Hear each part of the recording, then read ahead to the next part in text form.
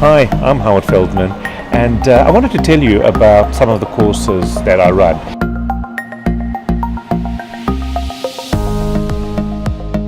One of the first lessons that I learned when I got involved in the public space was that neo-Nazis don't have a great sense of humor. So a strange thing happened in that I was tweeting about something or other. I think it was the burning of one of the libraries at Wits University, and somebody came back and had found a photo of me somewhere on the internet and photoshopped it into a gas chamber. So I thought this was a bit odd, and underneath they had written, "Coming soon to you." So it was a problem because I looked at this and I thought, obviously that's deeply offensive, being Jewish.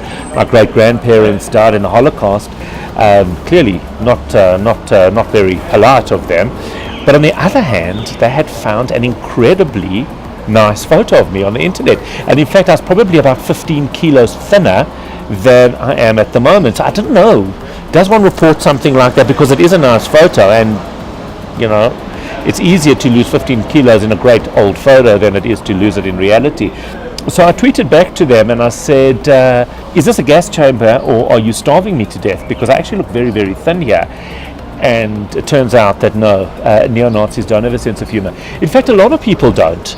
And I find that a very interesting thing, that some of our more sensitive subjects where we could use humor is exactly where nobody wants to. So I was talking on the radio the other day, and there was this incident, and I'm not sure if you followed it, about I think it was a Northwest airline in America where an engine blew off and one of the windows smashed and this woman got sucked out. It was actually terrible. She unfortunately died. But I made a comment when I was talking to our listeners on the show that this is the one time that you're actually happy to be the fat guy on the aeroplane, because no one is sucking me out of a window, I can tell you.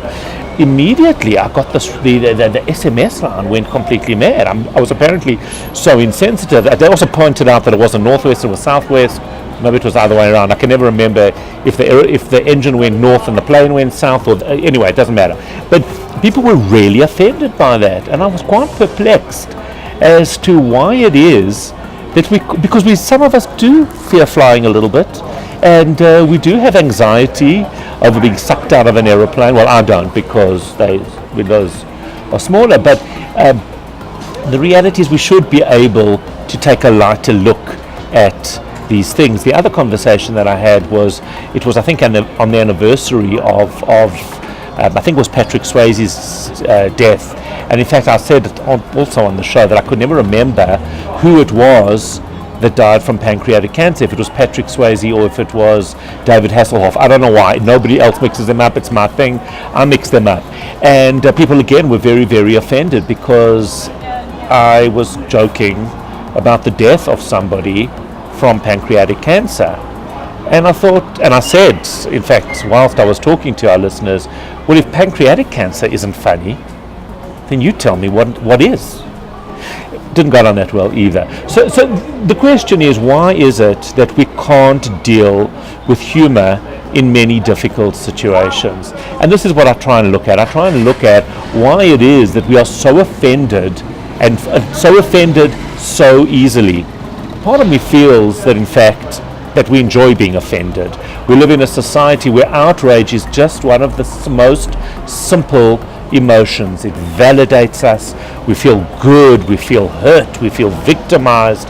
It's so much more difficult to actually be able to look at ourselves and laugh at ourselves than it is to look at to be outraged.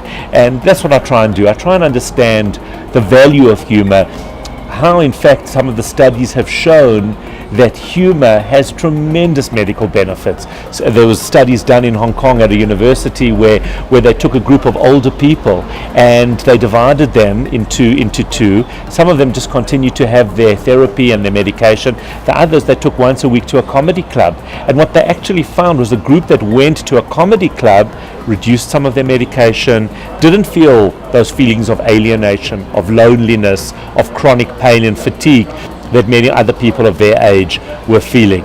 A very, very clear benefit just to being able to laugh. Come to this conversation. It's really a fun one.